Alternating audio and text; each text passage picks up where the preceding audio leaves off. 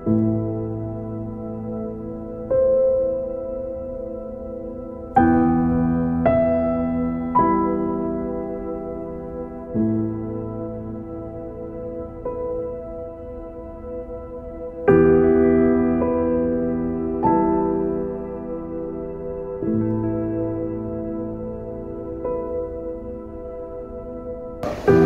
আন্দোলন করতেছিলাম রায়েরবাগেতে।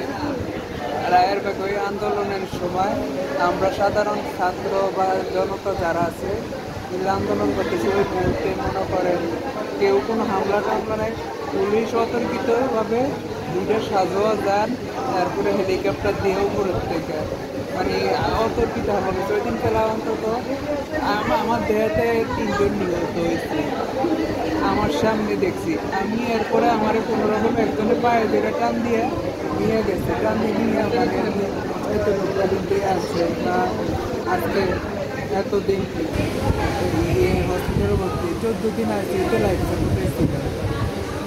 21 তারিখ ঘটনা প্রথমে 21 তারিখ এখন পর্যন্ত হসপিটাল